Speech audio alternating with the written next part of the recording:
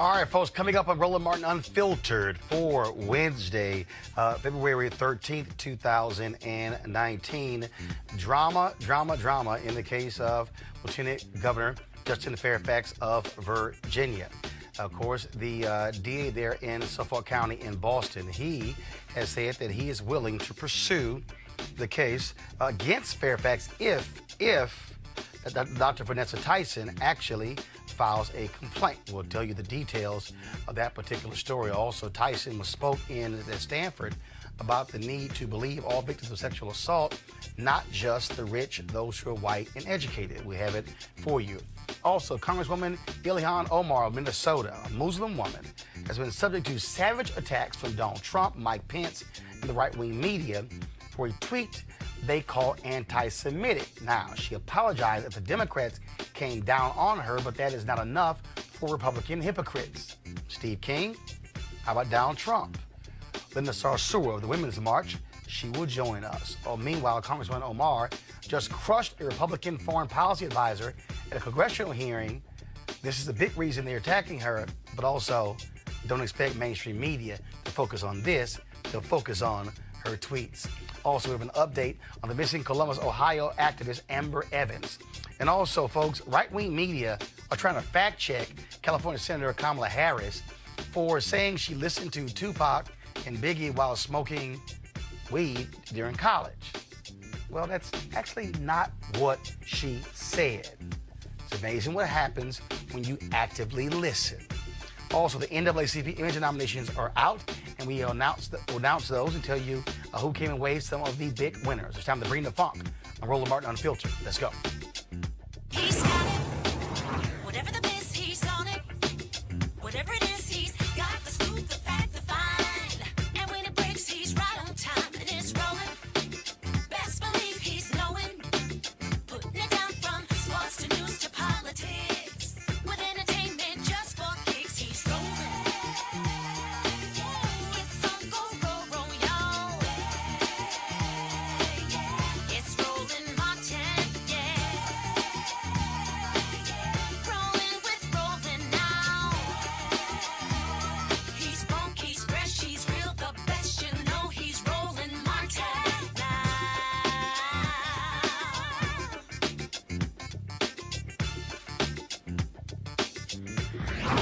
Martin.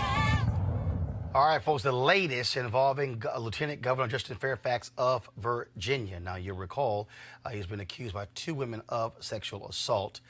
One of them, Dr. Vanessa Tyson, claimed Fairfax forced her to perform oral sex on him at the Democratic National Convention in Boston in 2004. Now, Fairfax denies those charges. Now, the district attorney of Suffolk County, Massachusetts, Rochelle Roland, says she is ready to investigate those allegations if a complaint is filed. Now, Rollins, a Democrat, emailed a letter to lawyers for Tyson informing them that if Tyson wants to file a criminal complaint against Fairfax, her office will investigate. Now, the question is, will she actually do it? Now, Dr. Tyson, she spoke last night in Stanford. She's a professor, of course, at Scripps College in California and a research fellow at Stanford University. And last night, she spoke at Stanford about the need to listen to victims of sexual assault, especially victims from marginalized groups. And I want to say this. On the topic of credibility, it deeply, deeply concerns me that some women who come forward, and some men too, because I want to make clear that, you know, men and boys are victims of rape as well. But there's a recurring theme, at least when women come forward, that, you know, this deliberate attempt to try to undermine someone's credibility, right?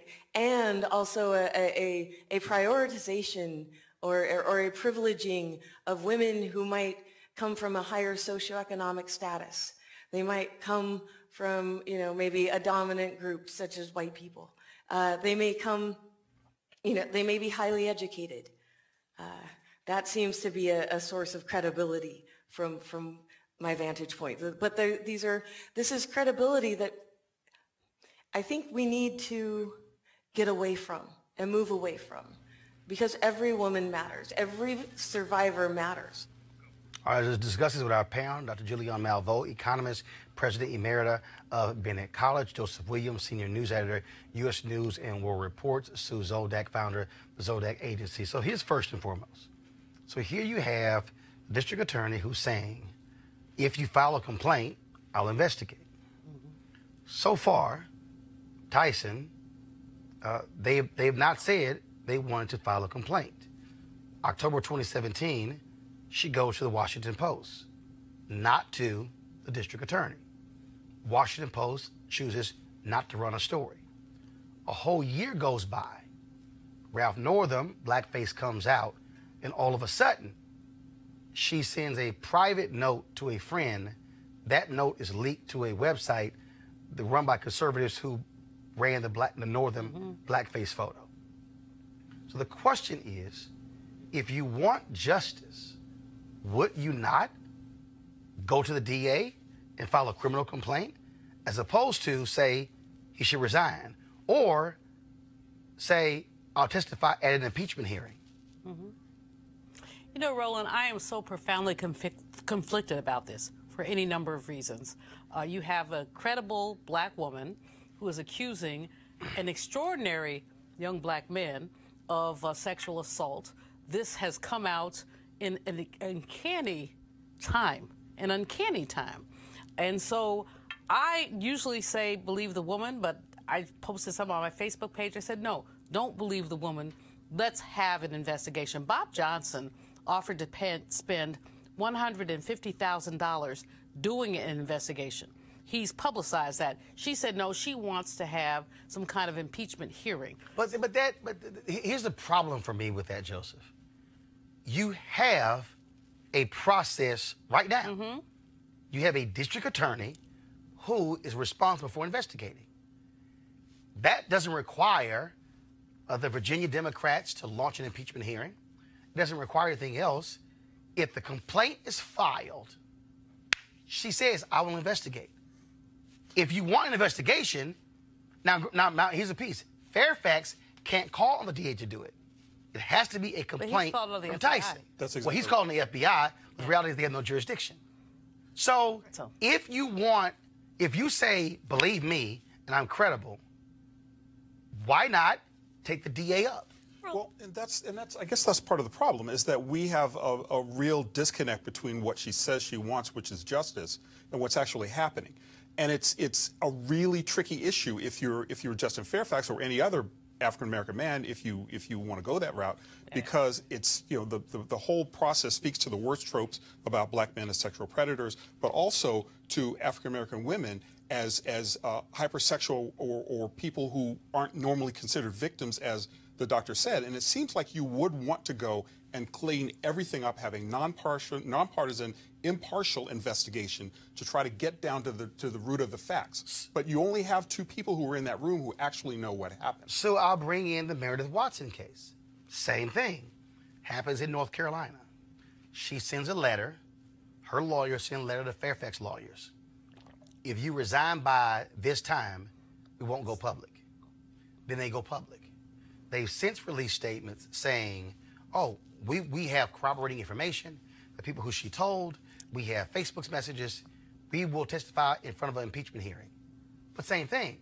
If you actually want, and then they said in the statement, she's not going to speak about it again. I just want him to resign. But if you want justice, and if you want there to be a real investigation, if you're Watson, why not go to the district attorney where you say it happened and file a complaint? These women are, allegedly victims. I think it's very odd that we're starting this conversation questioning what these women should do, as if the onus of what happens next is on their, on top of the burden of everything being on them, as if the future, the justice of everything that's happening is on them. I think going through a trial is an extremely difficult thing. No. But hold on. Okay. So let's pull it back. Explain to me the difference in testifying in an impeachment hearing but not wanting to file a criminal complaint. I can say, as a woman in the workplace, let's say, there is a difference between saying, I want to draw a line for other women or for other men to say, I don't want this man in a position of leadership, especially at a symbol at this level, at a statewide and a nationally recognized public office. And another thing to say, I would like this person to go to jail. But Julian, I'm still trying to understand this. If the lawyers say they are willing to testify in an impeachment hearing, which is a political process, you are saying, I will publicly talk about what happened. If the criminal process is actually there, and that's actually where an investigation can be launched, I'm not understanding why not file that complaint. Roland, you know, as an elder, my heart is totally broken about this for any number of reasons. I think Justin Fairfax is an amazing young man. I've met him. I think he's amazing. I also, as a feminist, listen to these women, and they seem credible. But the timing is funky. There are other words, but let's just call it funky. The timing is bad. And the other thing that's bad is, as you say, you don't have to go to the statute of limitations is not over in Suffolk County, Boston. So you could still go to Suffolk County and file a complaint. I do think that the statute is up in North Carolina. Don't know, but I got you. But I think it is. But at the same time, now Duke University is investigating because Ms. Watson's complaints may not be corroborated. Watson said that she went to a dean at Duke to allege that a Duke basketball player raped her. They said they were not familiar with that. They launched an investigation. They're looking into it. They're looking into it. And as a former college president, what I would say is that these things are not swept under the rug. I mean, they're not swept under the rug. So I really want to see an investigation. I commend Bob Johnson for saying, let me put some money on the table for an independent investigator. And I'm just really, like I said, I'm just heartbroken. I just think, again, I totally understand your point, Sue, about not wanting someone to really relive trauma. But if you say, I'm willing to relive the trauma in an impeachment hearing, to me, if there is a process that's in place right now, because first of all, if you're Tyson or Watson, you have to wait to see if the Virginia legislature actually starts an impeachment process. The DA is saying, if you file a complaint today, I will immediately investigate.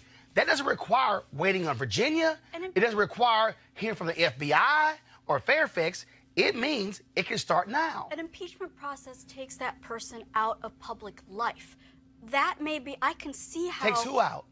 Well, but also... Well, Fairfax, if they try to impeach... Fairfax okay, but if you file a criminal complaint and they substantiate it, hell, he gonna take him out of public life. Well, but I also think the impeachment process is a little specious at this point, not the least of which, according to what I've read about the Constitution, these were not high crimes or misdemeanors committed while he was in a position of power. Correct. And that, I think, is a bit tricky when you start talking about anybody testifying. This is all I'm saying. If you want an investigation, if you say... I don't think these women want that at either of those. No. What do you think they want? If we're going to sit here and interpret these women... No. I'm sorry. I'm not interpreting. I'm reading exactly what their lawyers have said.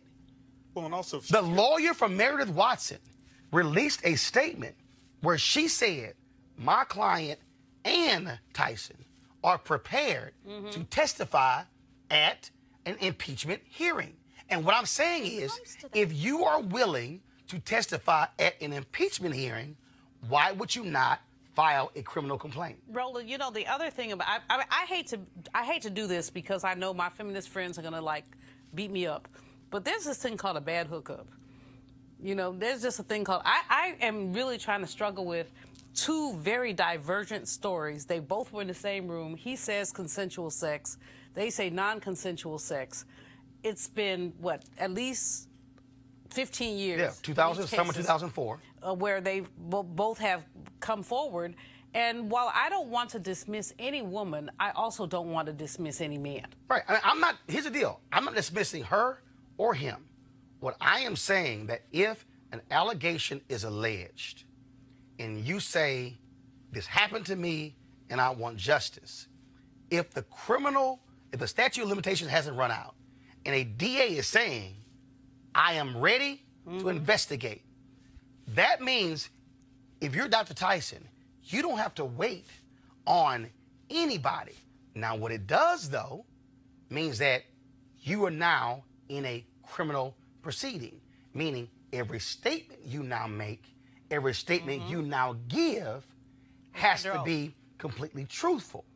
See, remember, the legal standard is different because if you testify in an impeachment hearing, it's a totally different standard from in a criminal case. I'm just saying, if there's a process that's available to me right now, I'm going to avail myself of the existing process to get this thing started. I'm not going to wait to see if Virginia Democrats decide to file impeachment charges. I love this level-headed conversation that way. I mean, where was this level-headed, you know, let's hear them out, let's have a process when we're talking about Justice Kavanaugh? Okay, I mean, first of all, hold on, stop. 20 years ago, there was both there. In a situation where you couldn't, the woman couldn't even identify the house or place or date. First and foremost, this show launched in September. What did this show say? There should be an investigation. Wait. You did. No. Yeah. The difference on the Kavanaugh is that the woman couldn't remember. Wait. Please, no, where Sue, it happened, the date, Sue, other people there. Sue, we deal with facts. Those are the facts. No, the difference is Sue, you're wrong. The Republicans in the Senate did not want an investigation. That's the difference. No. Because there weren't any. Wait, Way fewer facts. No. The point of an investigation is to ascertain the truth. They couldn't even get a prosecutor to prosecute. Sue, just calm down for a second and realize that they didn't even interview all the people who are available to be interviewed. They did not interview the FBI. The FBI who stepped forward and said they did not interview I got it. everybody who was available. But here's Roland. At the bottom line for me is this: I have little girls, as you know, my students. I have little boys, my godchildren, my nephews. I want to hear both sides. I don't want my nephew or my godchild to be railroaded behind some BS. And we have to, while we believe the women, we also have to hear the men. And that's the issue here. And that's why if you have an investigation, Justin Fairfax, his life is over. His law firm has put him on suspension.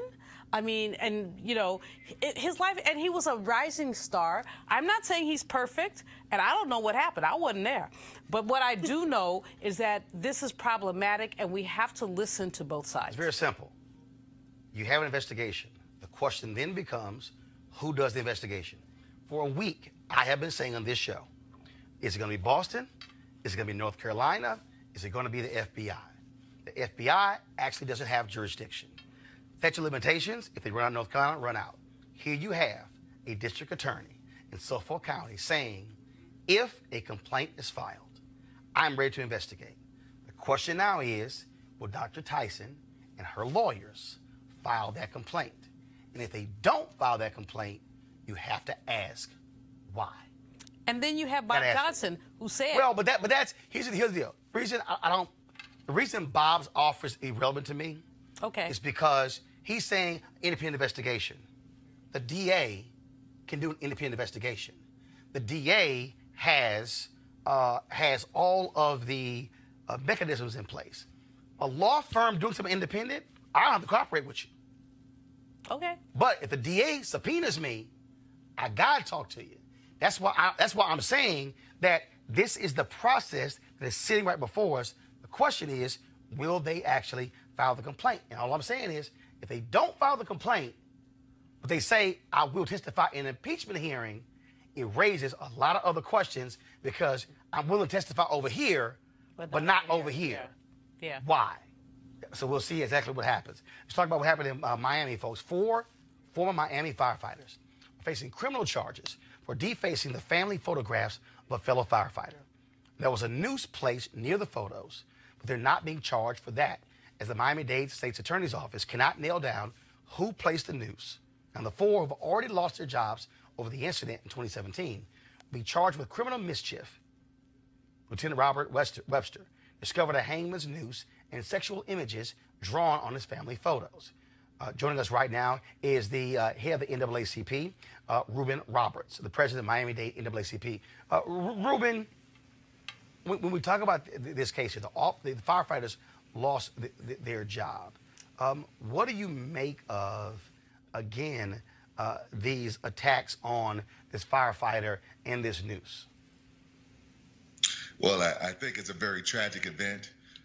For those of us who are from the African-American community, we understand what a noose means. And we understand that it's been used as a terroristic tool to really keep black people in their place or put fear in black people. And so this thing that those firefighters, and it was 6, by the way, that were ultimately fired, and 4 that were ultimately charged. And this event was something that, I couldn't even imagine if I had faced come into my office or my room and see these drawings that are on my family photos. To me, it's a threat. You're drawing these sexually explicit images on your wife and your children's photos. It's just, to me, is unconscionable for anyone to do something like that. There's nothing about that rings horseplay. It's something more sinister. And not only that, the fact that you have prosecutors who are moving forward. A lot of these cases before, they fire folks and they say that's it. But for them to say fired 2 years ago, we're still going to prosecute, is still significant. Well, the reason why they're prosecuting is because we got involved. The Miami-Dade branch of the NAACP, our legal redress team, and myself, we got involved. We contacted Webster when we found out about the incident, and to follow up with it. The story ran a little bit late. When I followed up with them, I found out that the case had been closed. So I reached out to our state attorney and I said, listen, this is very troubling. Is there something that these firefighters can be charged with? And subsequently, the case was reopened. They assigned a new ASA, and they found areas that they can charge the firefighters. In fact, one of the firefighters has a felony charge, so that will definitely eliminate him from being a firefighter in the future at the Miami-Dade, at the City of Miami Fire Department, because of the felony charge. But there's something more I want you to follow up with, Roland. These firefighters are actually in arbitration to try to get their jobs back. Mm-hmm. So it happens all of the time. Yep, you see it with police, you see it with the fire, and there's a certain protection that they have. It seems like it's a professional courtesy or what have you. And so we're going to continue to fight this fight to make sure that these firefighters are not reinstated. I don't want anyone coming out as a paramedic or a firefighter to protect me or save me. I don't feel comfortable. I don't feel safe. If they feel that they can put a noose or if they can draw sexually explicit photos on my family's photographs. And so to me, these folks should not be in the business of public safety. All right, then. Ruben Roberts, I appreciate it. First of all, congratulations. Great job on this. We'll be following this story throughout. Thank you. All right, folks, let's talk now about Congresswoman Ilhan Omar, a Democrat from Minnesota, one of 2 new members of the House of Representatives, and one of the first 2 female Muslim members of Congress. Now, it's very interesting what's been going on here. It's not surprising that her views given Israel by most politicians, Democrats and Republicans. Now, note I said Israel and not Jewish people. However, there's a tendency to equate criticism of Israel with anti-Semitism. They're not the same. However, when Congressman Omar put out this tweet, it's all about the Benjamins, baby, commenting on this tweet from journalist Glenn Greenwald. Okay, this is the tweet. GOP leader Kevin McCarthy threatens punishment for Ilhan, MN, and Rashida Tlaib over their criticisms of Israel. It's stunning how much time U.S. political leaders spend defending a foreign nation, even if it means attacking free speech rights of Americans. So she tweets, it's all about the Benjamins. Huge uproar. Folks begin to condemn her, saying she's playing into this whole view that Jews control politics because of money. Now, remember, all about the Benjamins. Critics say it was anti-Semitic, play into anti-Semitic tropes about Jews and money. Now, Congressman Omar issued what she described as an unequivocal apology. This came after, though, after the Democratic leadership blasted her for the tweets. She wrote, "Listening and learning, but standing strong. Anti-Semitism is real, and I am grateful for Jewish allies and colleagues who are educating me on the painful history of anti-Semitic tropes. My intention is never to offend my constituents or Jewish Americans as a whole. I unequivocally apologize. At the same time, I reaffirm the problematic role of lobbyists in our politics, whether it be AIPAC, which is the American Israel Public Affairs Committee, the NRA, or the fossil fuel industry. It's gone on too long, and we must be willing to address it." Now, for Republicans, they obviously want to distract from all the drama with Trump and his wall. They continue to attack her. Trump now says she should resign from Congress. Yeah, the same guy who said there were fine people on both sides of Charlottesville.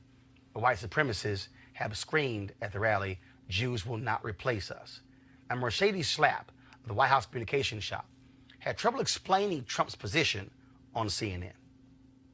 The president similarly called for the resignation of Congressman Steve King, who, as you know, defended in public comments white nationalism. Will he call for his resignation? Yeah, I have to say that Congresswoman Omar's comments are horrific. I mean, the mere fact that we know that anti-Semitism has no place in Congress, the mere fact that she's attacked the Jewish people, that she's attacked the state of Israel, that then she goes and has a continual pattern of this is very disturbing. And it is why he called for not only her resignation, but for resigning from the Foreign Affairs Committee. You know, the president was critical of Steve King. He applauded Congress when they took action to strip him from his committee position. And in essence, we don't have, there's no room for anti-Semitism. There is no room for white nationalism remarks coming from any of these members of Congress. Fair enough, but then why not hold Steve King to the same standard? I mean, he's repeated, Look, we were very tough repeated on Steve Nazi King. comments, retweeted them. He's talked about white nationalism. But when you look at Congresswoman Omar and her comments, I mean, they're appalling. Now, this was interesting. Vice President Mike Pence also wants her to be punished. It is the same guy who said that he was proud to serve in the House with white nationalist Kevin McCarthy is one of her harshest critics, but he tweeted this during the midterm campaign. "We cannot allow Soros, Steyer, and Bloomberg to buy this election. Get out and vote Republican November 6th, #MAGA. Bloomberg, Soros, and Steyer are all Jewish." I'm not quite sure I understand the difference between the McCarthy and Omar tweets. Joining us right now is Women's March organizer Linda Sarsour. So, Linda, here's what it was interesting here. Greenwald is tweeting about Republicans and Democrats constantly criticizing anybody who criticizes Israel. She says all about the Benjamins. Well, we understand about donations. So how all of a sudden is that anti-Semitic when she's talking about the influence on politics? I mean, this whole debate, Roland, has been absolutely outrageous and ludicrous, especially in light of real anti-Semitism, particularly anti-Semitism that is violent, that killed 11 innocent Jewish worshippers in Pittsburgh, a man who was inspired by this administration and by white nationalism. The bottom line here is that Ilhan was not saying anything wrong. What she was trying to say, and maybe to our Jewish allies, she could have used better words, is reaffirming the role of lobbyists in our political discourse and in the way in which we do politics. We do it all the time, Roland. We went after the NRA, the Women's March, went and protested the NRA. We talk about fossil fuel industry. We talk about big pharmaceuticals. But for some reason, the minute you even dare or have the audacity to go after Israel or to critique the state of Israel for their human rights violations against Palestinians, it gets equated with anti-Semitism. But it's part of a pattern. So I didn't look at the incident with Ilhan Omar as something that was a standalone incident. I'm thinking about Mark Lamont Hill and CNN. I'm thinking about Angela Davis and the rescinding of her award, which I know they're giving her it again. I'm looking at the harsh criticism and backlash that Michelle Alexander got for writing in the New York Times. I'm thinking about the criticism that Tamika Mallory of the Women's March has received. It is a pattern of going after particularly Black intellectuals and Black leaders who have the audacity to say that what the state of Israel is doing to Palestinian people is wrong, and calling out the influences of lobbies like AIPAC. That's really, for me, the bottom line of what was happening here. Well, and also Ryan Grimm wrote a piece where Al Jazeera had done an undercover investigation, hidden camera, but they chose not to air it, but eventually it got out there, where they actually had this hidden video of several organizations, one organization where they were caught on tape saying, we control politicians with money. And so the problem here is that if you render any criticism of Israel, it's automatically anti-Semitic. And so it's like an automatic brushback of any criticism that you render. If you choose to say that the Palestinian people should also be able to live peacefully in their own country, anti-Semitic. And it's as if we can't actually have a conversation about another country and the fact that Americans, that billions of American tax dollars also goes to that country. It's as if we can't have a discussion. And what's even more interesting, Roland, is that, for example, when I critique, or you and others critique, the Saudi Arabia for their human rights violations against the Saudi people and their ways in which they subjugate women there, and the war on Yemen, that they are literally engaging in an onslaught war on Yemen, killing little Yemeni babies. When we critique the state of, when we critique Saudi Arabia, no one says it's Islamophobic because Saudi Arabia is a Muslim country.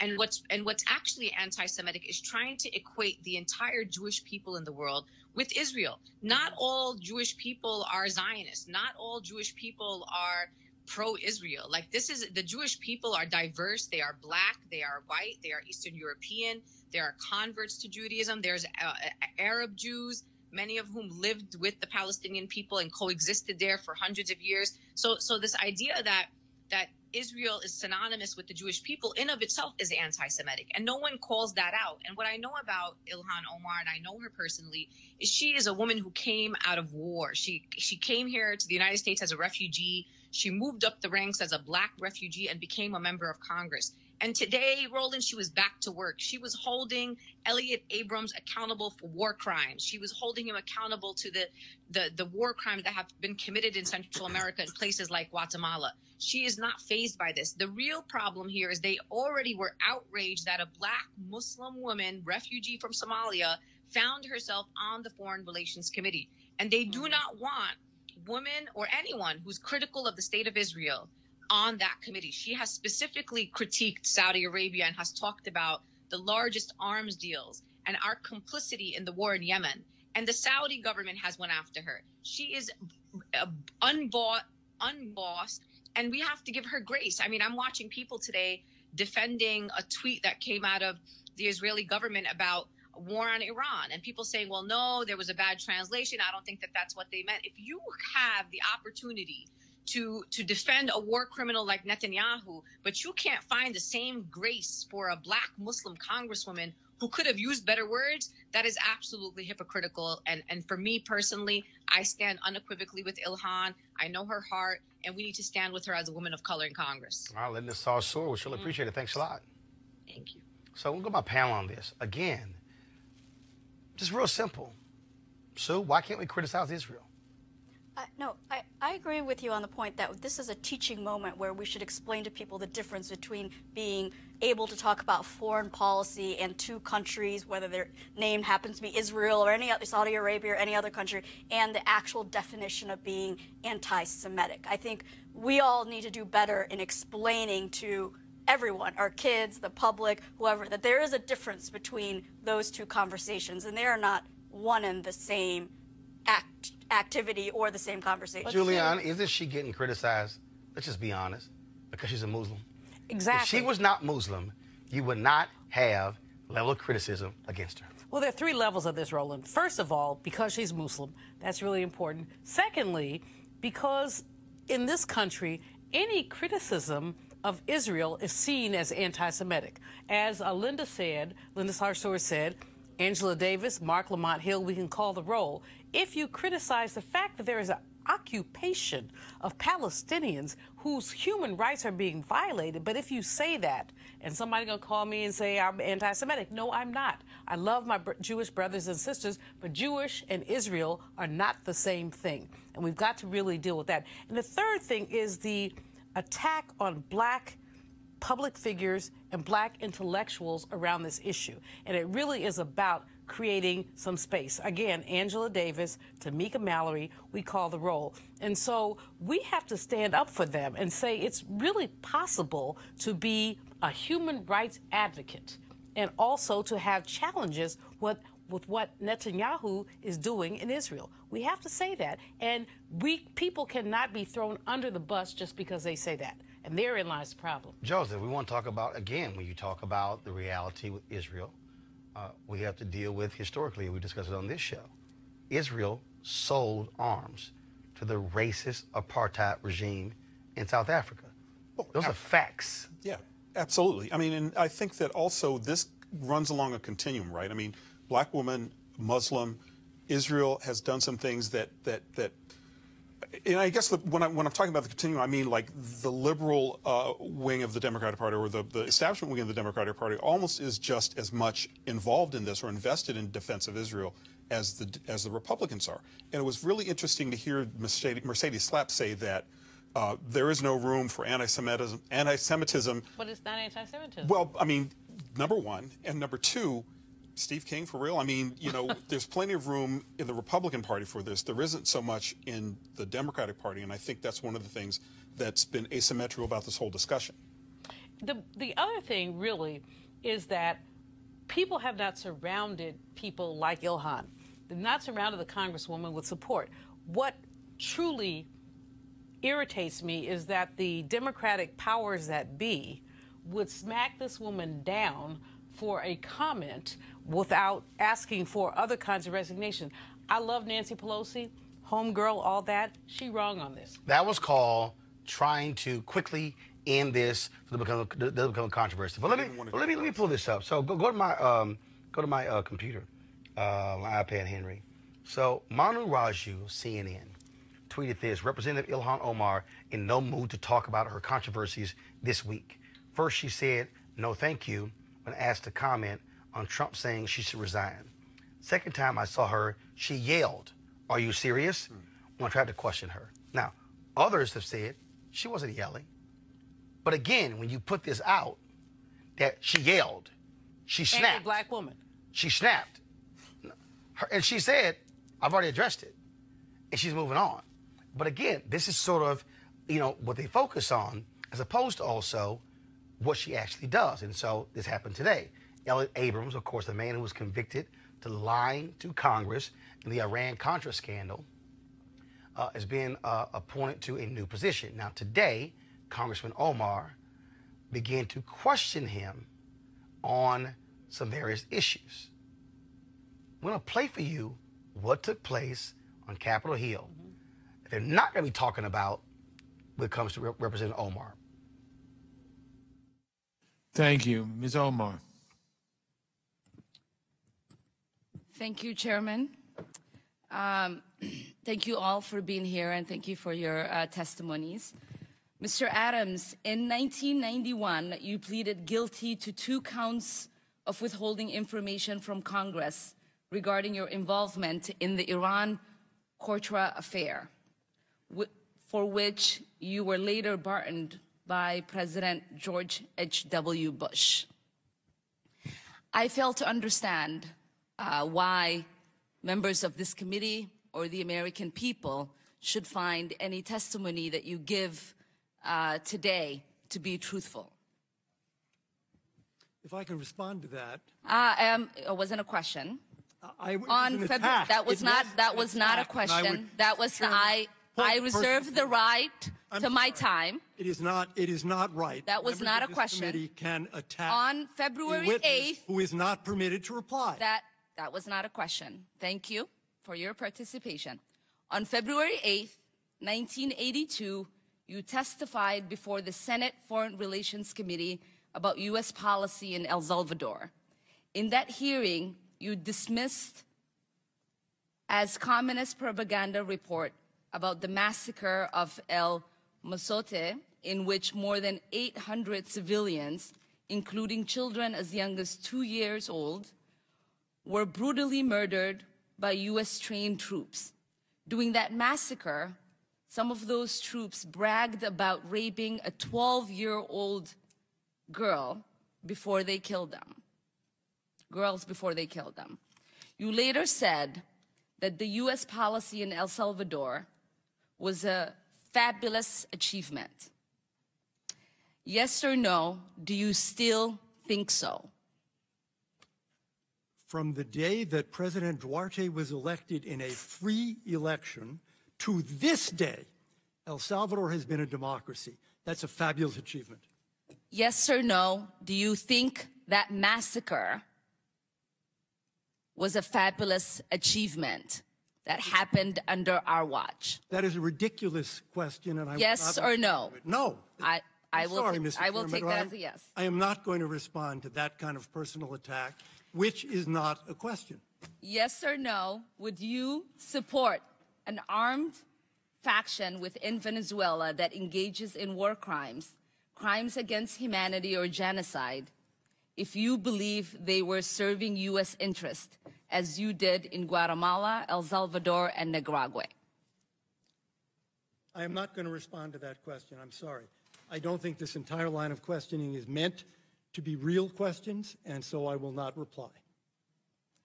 Whether you, under your watch, a genocide will take place, and you will look the other way because American interests were being upheld, is a fair question. Because the American people want to know that anytime we engage a country, that we think about what our actions could be and how we believe our values are being furthered. That is my question. Will you make sure that human rights are not violated and that we uphold international and human rights? I suppose there is a question in there, and the answer is that the entire thrust of American policy in Venezuela is to support the Venezuelan people's effort to restore democracy to their country. That's our policy. I don't think anybody disputes that. The question I had for you is that does the interest of the United States include protecting human rights and include protecting people against genocide? That is always the position of the United States. Thank you. I yield back my time. Joseph, a few times you about to come out your chair as Abrams responded. Well, the arrogance is just breathtaking. I mean, you know, I was thinking, number one, he doesn't really like being questioned by a woman who looks like her. Number two, he has a record, a record in which this stuff is clearly established, that this is a very legitimate line of questioning. And number three, you have a woman who is a war refugee who you are disrespecting in front of the entire Congress. It's ludicrous. It's absolutely ludicrous. And I think that Abrams, if he has a shred of integrity, will take himself off for just that line of questioning alone. So the reality is he lied to Congress in the Iran-Contra scandal. What she hit him with, he actually did. He turned his back on human rights atrocities in those countries. It is undeniable. And to now go, I'm not even going to answer that question. I don't even see how that's even relevant. Yes. What she is saying is, why are we going to send you to Venezuela when you have a track record of turning your back on human rights abuses? Doing the right thing. That's kind of fair to me. No, I think her line of questioning is fair. I'm confused, though, whether you're tying this with whether or not she should have been censured or / punished for obnoxious kind of childish tweeting. No, hold on. Okay. No, Wait a minute. hold on, stop. I just want to be hold sure on, one we're second. changing topics. No. First of all, of course you know what I mean? Of course I changed topics. Okay. I just all played right. a 4.5 minute. I just played a 4.5 minute soundbite. I get it. I'm asking you. At the beginning, you said, "Well, the whole thing is a conspiracy to get her." No, off this that's committee. that's not what I said. You know what I mean? No, that's not what I Let's said. Go back to tape. Sue, You said the right-wing media was wanting to cover this. Cover up this is what I for her said. being No, taken Sue, off this committee. you're wrong. First of all, she's on the committee. Right. She has not been taken off. I get what it. I said is that media will be focusing on her tweets and not this exchange, which I'm about to play. Right. That's what I said. All right. I know exactly what I said. As long as we're clear. Oh, no. I'm very clear. As long as I'm never unclear. You know, the fact is that this man was so profoundly disrespectful of a member of Congress. That's what we have to deal with. She is a member of Congress. She was duly elected by her constituents. Whatever she tweeted is immaterial. She apologized for whatever. I would not have apologized, but that's another story. But here's the point. She is asking legitimate questions about Abrams' track record. And he basically dissed her. And frankly, some of her colleagues should have jumped in and said, dude, answer the question. Sue, you're wrong. You were so wrong. There wasn't a question. No, stop. She did not say it wasn't a question. Okay, hold on. She said there was a question. If we're going to be factual, her initial statement, she says, that was not a question, it was a statement.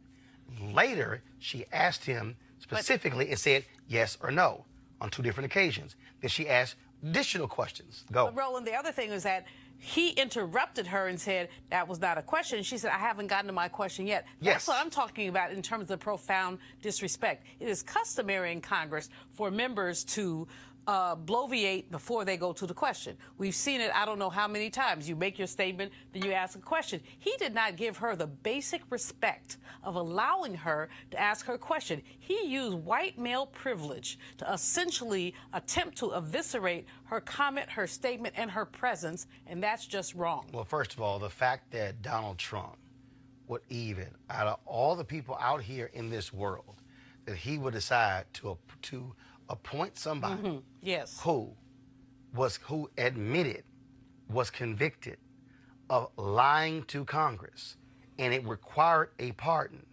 That's the person who should never be serving in a U.S. foreign policy position again. But that's his contempt. How did he get there? Who picked him? Easy. I mean, but that's Mr. Trump's contempt for Congress. It's his contempt for truth that we've seen for these past 2 years. The same neocons who have no problem with the United States meddling in other nations. I would not be surprised if John Bolton was involved with this. And to her point, and she's absolutely right, whether we want to own it or not, if you want to, you should actually go look at Stephen Kinzer's book, Overthrow. The reality is this nation has indeed played a significant role in the overthrowing of numerous countries. The reason the Congo today is still struggling with democracy is because this country, shortly after it gained its independence from Belgium, was responsible for the death of Patrice Lumumba, because we did not want him buying guns from the Russians, but we didn't want to sell them guns because they said we must protect our country. This nation, we know damn well what happened with Allende in Chile. We put Pinochet in control. We know exactly what happened with the Sandinistas. We know exactly we cannot deny the reality that America has overthrown other nations, and we say it for our interest, and we didn't give a damn about the people in those countries. Well, not to mention the fact that the President of the United States has said on multiple occasions military options are on the table in Venezuela. And let's just use a Venezuela also has some U.S. mischief was involved in Venezuela. Three-letter word, oil. Period. Three-letter word, oil. That's so, all. I mean, again, all I'm saying is this here. She's a member of Congress, and she had the right to question him, and it was his arrogance. Yes. His absolute arrogance and unwilling and to say, I'm not going to answer that question. And that, to me, is where the chair, the ranking Democrat, who was the chair, should have said, sir, when you are asked a question by a member of Congress, you will answer the question. They did not back her up, and that should have happened. Well, I think there's a common thread through all of this. I mean, if we go back to the Israel tweet, I mean, and to these, to Abrams's refusal to treat a member of Congress with respect, there's a thread here. I mean, and the thread to me seems to be a bit of arrogance and racial animosity towards one of the first Muslim women to serve in Congress. I mean, it seems easy to me to see that you do have a member who, however inarticulately, she tweeted about her disrespect or her dislike of Israel-U.S. policy. She was roundly censured, and yet there's still more pile-on. Well, hold on, stop. She's One Muslim, second, or is it stop. her age, Stop. though? First, Wait a minute. Hold on, stop. First, no, she wasn't censured. Well, not censured. You're wasn't absolutely censured. right. That's Correct. an actual process. That is correct. They criticized her, and they made her apologize. Insisted that she Right, apologize. but she was. No, what'd you say? I said, is it that she's Muslim or is it her age? Hell no, she's Well, Muslim. Hell no. It ain't got nothing to do with her age. Does any of that But- matter, but- quite frankly? It I mean, doesn't matter, but I'm she's saying the elected phrasing, member. the tweet, the reference to Wait a the minute, y'all. Benjamins, She was it's a millennium. I mean, it's elected. She's elected. Duly elected. She's talking I don't about- care if I'm she not was. saying- I don't care if whether she's or not the- 25 I'm just saying, is or the 85. disrespect She coming was towards duly her because elected. she's young? And we Okay, have to accept the fact that she was duly I don't elected. give a damn how All young about- she is. All about the I'm saying Benjamin. I- No, that's all about I'm the just saying Benjamin that is that a problem? They are it's a disrespecting her conversation. because she's a Muslim woman. Period. And they then- don't like having to face questions from her. And I don't care how young she is. I don't care how young Ocasio-Cortez is. They got a pen. They were elected, and you give them the respect as a member of Congress. All right, folks, I got to go to a break. We come back. A little more Roland Martin Unfiltered. Hey, fam, I want you to like, share, and subscribe to our YouTube channel, youtube.com/Roland S. Martin. And don't forget to turn on your notifications.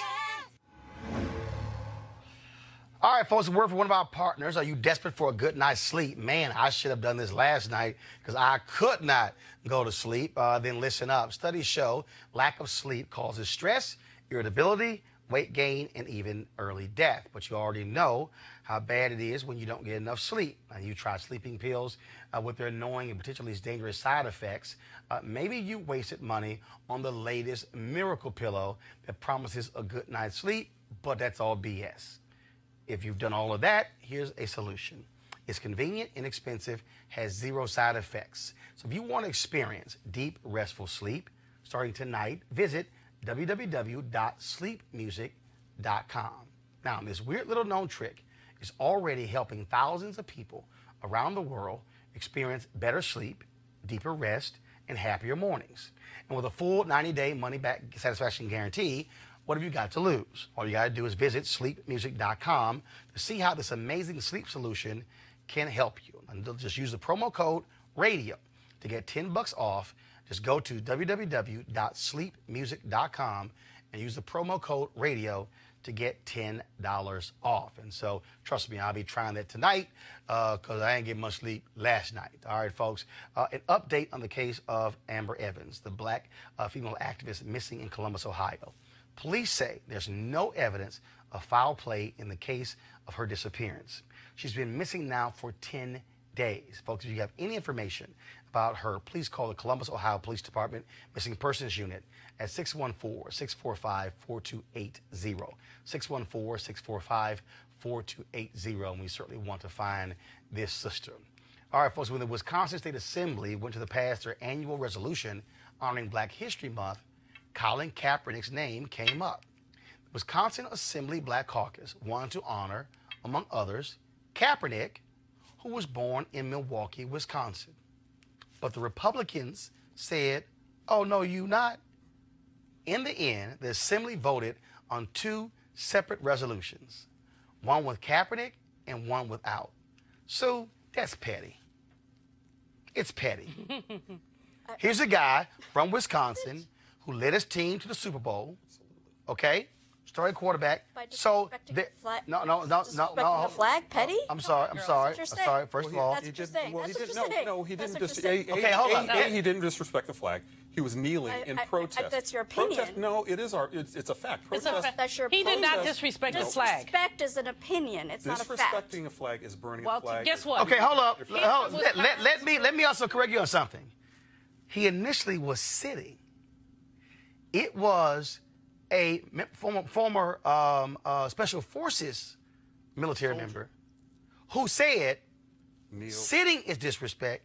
It's better if you kneel. And he stood, wait a minute, and when he did kneel, that special forces person stood next to him with his hand on his shoulder. So now, wait a minute. Opinions. Excuse me? Those are two people's opinions. So wait, last I checked, can you protest in America? You can, but on the job, on television, Wait. I don't know. What does a protest, in your opinion, look like, though? I think He didn't something burn that the you do flag, on your Sue. private time. No, Sue, he did not burn the flag. Are you allowed to burn the flag? No, I don't believe That's you. a lie. The Supreme Court actually ruled that it is free speech to actually burn the flag. At no point did he step on the flag. He didn't piss on the flag.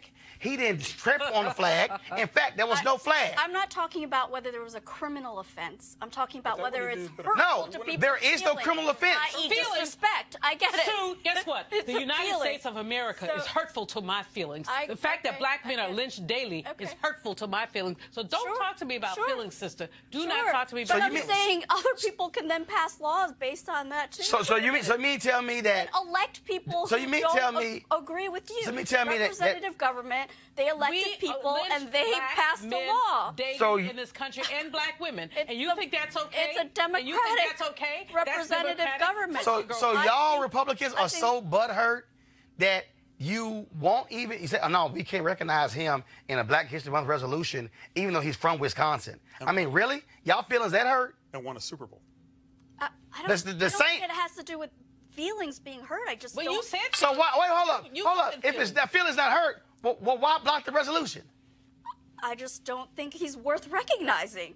Neither, frankly, because you want to gain. Neither, frankly, is your president and half So of the United stop. States Hold Congress. on. So you say not recognizing. So is Muhammad Ali worth recognizing? All he did was box. I mean, Is Jackie? maybe. Hold up. Is Jackie Robinson worth recognizing? I mean, that's right. hold up. Bill. But you're one saying- second. but you're Bill saying O'Russell. definitively Bill O'Russell. He wasn't chosen to be recognized. Bill because of the flag. Russell. You don't even know that for sure. Hold up. Maybe they just didn't feel like his win or his football contributions were that great. But Really? But guess what? But his Really? contributions I'm to just civil rights. saying. That's hilarious. No. That's Contributions Can I to ask- civil rights were great. I want to go back to, because you didn't let us comment about the Miami-Dade story. I want to ask you a question for your viewers and for the future about who is representing those firefighters on getting their jobs back. And I want you to find out whether it's the union, right? It's the union.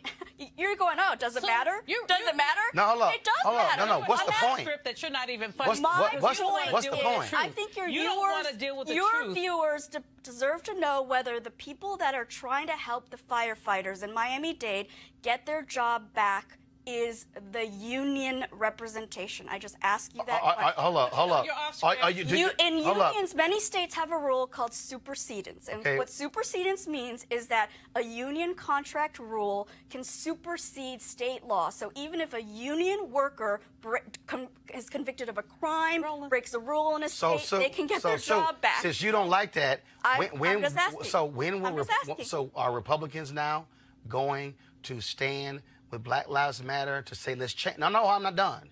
To change the union contracts of police unions? I'm just asking whether Okay, all I'm saying. I'm just saying you should find out whether it's the if union I just say a that's little trying to something, get their job back. You know what? You It's out of an important order, question out in of that line, story. I and don't out even- of control. It's an Out of important order, question. out of line, and out of control. Important You have a question which Roland may answer one of these days, but here's the question I have for you. What's wrong with you? I mean, seriously. What's wrong with me? Yes. I mean, I Colin live in Kaepernick. a wonderful time where women. I'm talking, girlfriend. Okay. Colin Kaepernick deserves to be lifted up and honored. It's Black History Month, not only for his Super Bowl victories, but also for the many ways that he has advanced the civil rights movement. Why is that offensive to you? Why is it offensive for you to see? Well, you apparently, you said this. People's feelings are hurt. Well, you know what? Take your feelings and I'm not personally hurt by it. I'm just I don't think bottom line is this here. think it's that Let's just be special. real clear. Republicans in Wisconsin did not want to honor Colin Kaepernick because he chose to exercise his First Amendment rights. Period. Period. That's exactly what happened here. It ain't got nothing to do with, maybe I don't like him because he's from San Francisco. No, that's nonsense. Okay? It's utter nonsense. because the bottom line is Republicans in America continue to be butthurt because Colin Kaepernick dared to protest. And that's why the NFL continues to whiteball Colin Kaepernick. That's why they continue to sign some of the sorriest quarterbacks you've ever seen in your life, and they refuse to actually sign a brother who's actually led his team to the Super Bowl because it's whiteballing. And that's what you have here. Speaking of white folks, check this out. Last week it was Gucci with a blackface sweater, and now Katy Perry is in some trouble with her blackface shoes. And these shoes, pull it up, we're going to sell for $129. Katy Perry's online site pulled them down right away, but they were still available early this week at Dillard's, Forever 21, and Lord & Taylor. Now, the criticism, pull them back up, the criticism was because of how these particular shoes look. Folks are like, why are you doing blackface? Now Damon John, of course, who founded FUBU, you see him on the Shark Tank, he has his own view because he says that Katy Perry shoes and a Gucci sweater, that's not blackface. You know, it all depends on where the art came from. You know, there's about 15 steps from concept to the end of making garment. Mm-hmm. Trust me, somebody saw that. Right. How does that go through It doesn't the cracks? go undetected. Somebody saw it. However, I have to be very accurate about it. If they were looking at old African-American art, if you look at the old jazz art from the 50s and the 60s, it looks like blackface, but it's not. Mm-hmm. But if they were trying to play off of it, you know, we'll see later on. I've seen big celebrities who are African-American wear that type of stuff. They didn't get any slack. But now Gucci's getting the slack, so we have to be very, I don't know the full story. So on the flip side, basically what I'm trying to say is, it probably was contrived, but you never know what they were trying to respect. Why would they do something like that on purpose? You know, like who says, oh yeah, that's a good idea, put that out? Because you got me talking about it right now. Yeah. Oh, you think it's intentional, like for publicity stuff? I do think so. I think they're really smart. The reason why Gucci's been around so many years, you know, a hot fashion brand lasts 7 years, and they've been around for many more years than that. I think they know what they're doing. That's Katy Perry shoes. Come on. I can't listen to more of that bullshit. Okay, y'all. Damon John has no idea what the hell he's talking about.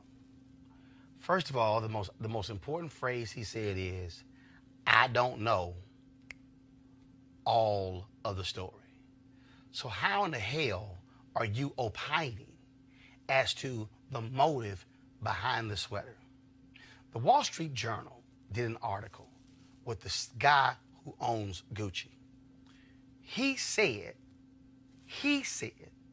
that they did not have people in their company who understand or have sensibilities of black folks, even though African Americans play a significant role in Gucci and the amount of money they make. He said in the article that we actually target the sensibilities of Asians. That's what he said. So all this, what Damon John just said, oh, they were looking at black art from the Renaissance and from the, y'all, that was all nonsense. Damon John, I respect what you've done, FUBU, everything else. But when you don't know what the hell you are talking about, don't make up some bullshit because a camera is in your face. All you got to say is, look, I really don't know how that sweater was made. I don't really know what the process was behind it. Hopefully, Gucci will look at their policies. And what your answer should have been. Y'all, we had about another minute, and I couldn't even stand hearing the rest of that nonsense because it was all BS. Now, speaking of nonsense, let me deal with another bullshit story. Okay, Senator Kamala Harris went on the Breakfast Club the other day, and she was asked this question by Charlemagne the God, and this is what she said. What does Kamala Harris listen to? What were you listening to when you was high? What was on? What song was it? Oh, my goodness. Oh, yeah, definitely Snoop. Tupac, for sure. For sure. Okay, I want y'all to find the full clip because first she was asked. She was first asked, had you ever smoked weed? And somebody said, well, she said, yeah. And they're like, well, was the blunt? What was it? Okay. And she said, when I was in college. All right. That's what she said. Then you heard that question. Well, when you were high, what were you listening to? Then all of a sudden it blew up. Kamala Harris said when she smoked weed in college, she was listening to Tupac and Snoop Dogg. Now, the problem is, she said that was in 86. Well, they didn't come on the scene till 91 and 93. Okay. So all these folks like, Kamala Harris lied because she couldn't have been smoking weed to Tupac and Snoop. Now, let me again deconstruct. And if y'all can find the clip, please do so. The question was, when did you smoke weed? 1986. Then it was, well, what did you listen to when you were last high? Here's what I got from that. She might have smoked some weed in 86, but that wasn't the last time she smoked some weed. She might have smoked some weed. But here's the other deal. Do y'all understand the amount of time these fools are spending on her smoking weed and what she was listening to? Y'all, Fox News is literally trying to have an investigation. A whole bunch of y'all at Fox News should be smoking some weed today because y'all lost y'all mind. Now, the reason to me this is about the dumbest damn conversation I've ever had in my life is because I don't give a damn what you were listening to when you were smoking some weed. I ain't never smoked weed. I got no interest in smoking weed. Hell, my voice is messed up right now because I'm allergic to smoke. But the deal is, we got states right now that have legalized marijuana. I don't give a damn if she was smoking weed or what she listened to. The question is, what's your policy on legalizing marijuana? If you become president, are you going to enforce federal laws that actually is illegal when it comes to marijuana? That's policy. So the fact that these people are spending this much time on whether or not she was jamming Tupac or Snoop or Dr. Dre, or whether she was listening to Ready for the World or Freddie Jackson while she was high, is dumb as hell. It has nothing to do with policy. So, folks, do me a favor. Don't fall for this okie doke. Let them fools run around, question whether or not she was listening to Tupac or Snoop. And it really don't matter. It's the policies. It's the same thing down in South Carolina. Oh my goodness. Senator Kirsten Gillibrand asked for a knife and fork to eat fried chicken. She never had fried chicken. I don't give a damn about how she ate some damn fried chicken. What's her policies for the folks in South Carolina? See, y'all, don't make the mistake. Because let me go ahead and say this. Because see, a whole bunch of black people did the same bullshit in 2016 over Hillary Clinton and the damn hot sauce. Because when Hillary Clinton went on the Breakfast Club and talked about hot sauce, oh, Hillary Clinton, she thinks she down because of hot sauce. But the same fools, and there were some black folks who were fools, couldn't do no damn research without realizing that stories were done on Hillary Clinton when she was first lady about her love for hot sauce. But it was construed as, oh, Hillary Clinton trying to get the black vote by having hot sauce. At the time, Beyonce had a song where she mentioned about hot sauce in the song. So all these fools, oh, there she go. She fronting, she trying to play black people when it was a lie. Literally, y'all, stories were done on Hillary Clinton. Y'all, literally 20 years earlier, talking about her love of hot sauce. But some black folks fell for this bullshit by saying, oh, she's trying to get the black vote. If you don't know how to use Google, shut the hell up. Okay? It's about tired of this nonsense. We are literally, let me go and say this. We are literally asking some of the most dumbass, asinine questions of black candidates that we would not be asking white candidates. I don't care about hot sauce. I don't give a damn about weed or when you smoked it or what you listened to. The question is, if you president, what you gonna do about jobs? What the hell you gonna do about roads and bridges and education? What you gonna do about HBCUs? Come on. What are you gonna do about health care? What are you going to do about the Civil Rights Division and Department of Justice? What are you going to do about the Department of Agriculture? And when it comes to SNAP, what are you going to do about Health and Human Services? What are you going to do about the EPA and the environment? What are you going to do when it comes to the Commerce Department? What are you going to do when it comes to the Small Business Administration? What are you going to do about Minority Supplier Development Agency? What are you going to do? Do not let these crazy folks in media get y'all caught up in bullshit with Kamala Harris and Cory Booker, because if they not gonna ask white candidates the same damn questions, I'm not gonna play these games trivializing black politicians.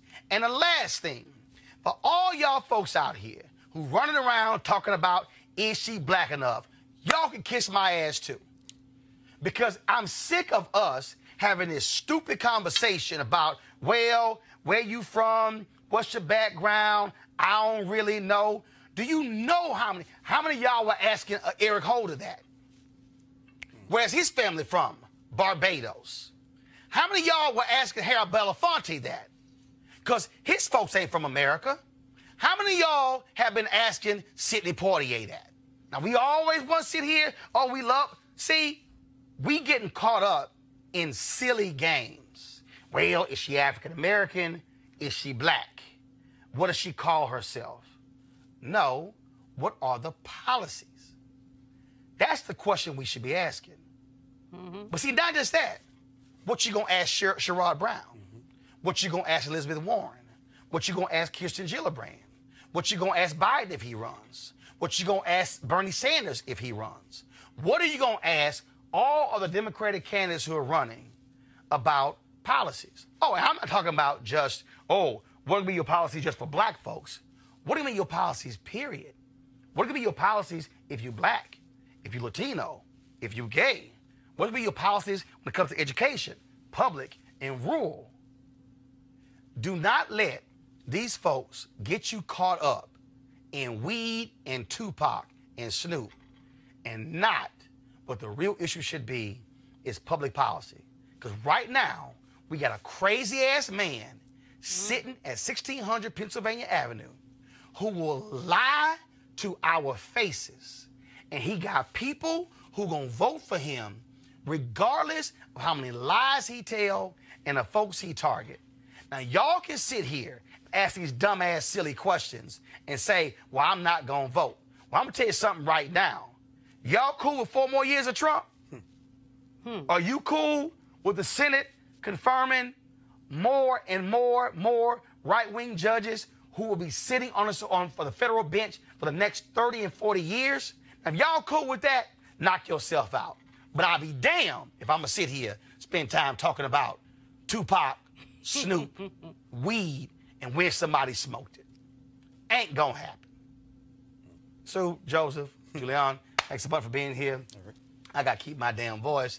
But I'm going to be joining y'all tomorrow from Charlotte. I'll be there for NBA All-Star Game, so looking forward to being there. We're going to have a great time being there. Let me also give a shout-out, first of all. Don't forget, you can join our Bring the Funk fan club by going to Roland Martin Unfiltered. Every single dollar. Let me be real clear, y'all. This is an independent show. Okay, we got some sponsors, but the reality is your dollars will actually funds this show. And so we need you to go to RolandMartinUnfiltered.com to actually join us. And so we appreciate it if you join our fan club. You can give via Cash App, PayPal. You can give via Square as well as all there. So we want you to support our show as best that you can. And so we're asking for an average of $50 from our fans for a whole year, not every month. Now, some people have actually given per month. That's great, but it's all up to you in terms of what you want to give. Also, a shout out. Here we go to my iPad. Shout out to my wife, Jackie Hood Martin. Today is her 54th birthday. And so y'all send her a note on Twitter, J Hood Martin. Also on Instagram, tell her happy birthday. So again, luckily, see, last point. A bunch of y'all got some jacked up spouses because y'all had some general prayers. See, I was real specific with my prayer. I was like, Lord, please send me a woman who likes sports. And so my wife, y'all think I'm lying. I wrote that down. I wrote it down. And so Jackie, she loved basketball. So what we do for her birthday, we go to NBA All-Star game every year. So I'm good. So, look, I get to watch ball, she get to watch ball, everybody happy. And so I'll be broadcasting tomorrow from Charlotte. Of course, NBA All-Star festivities start on Friday. We'll be there tomorrow for Valentine's Day. And so, again, I appreciate that. So y'all send her a birthday greeting. I got to go. Don't forget, folks, this show is about our issues, about the things that we talk about nobody else talks about. It's not about, I don't care what MSNBC, CNN, what the rest of them do. I really don't. What we do here is what we do. And that's why we need you to support this show. Go to RolandMartinUnfiltered.com. All right, I got to go. Holla!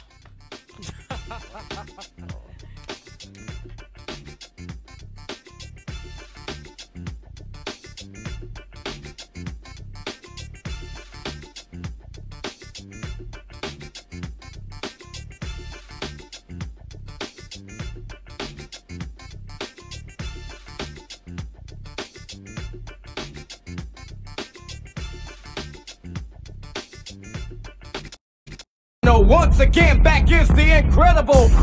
To stay woke, you got to kind of work. You got to work to be woke. When somebody knows about you more than you know yourself, that's volunteer slavery. If we don't connect to the diaspora, then we'll be slaves in the United States of America, because we have to be able to understand what's coming at us. Getting you ready to recognize what you can't see. It's a get down mental foxhole you getting into, and it learns you. Find out how we got backlash. You always got to keep it like this. This is not a millennial accident. They made the gadgets God. Me as a culturalist and a historian and a musicologist says all this counts. But this is a time where you have to stock as many people up as possible to challenge the information. I think you got to understand who's on the school board, who voted for the judge that's going to lock your ass up. After the vote, now the game is on. Voting is about like washing your tail in the morning. You ain't got to do it, but don't go around saying something stink.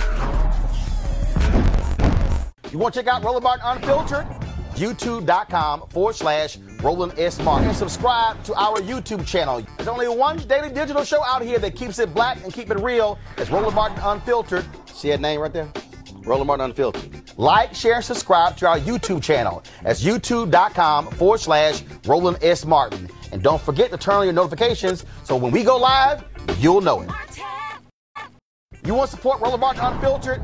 Be sure to join our Bring the Funk fan club. Every dollar that you give to us supports our daily digital show. There's only one daily digital show out here that keeps it black and keep it real. It's Roland Martin Unfiltered. Support the Roland Martin Unfiltered daily digital show by going to RolandMartinUnfiltered.com. Our goal is to get 20,000 of our fans contributing $50 each for the whole year. You can make this possible. RolandMartinUnfiltered.com.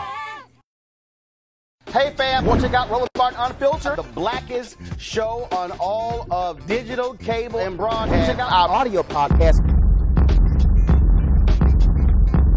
There's only one daily digital show out here that keeps it black and keep it real. It's Roland Martin Unfiltered. Press play. You want to check out Roland Martin Unfiltered?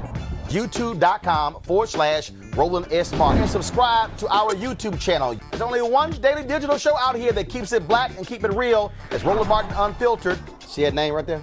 Roland Martin Unfiltered. Like, share, and subscribe to our YouTube channel. That's YouTube.com/Roland S. Martin. And don't forget to turn on your notifications so when we go live, you'll know it. You want to support Roland Martin Unfiltered?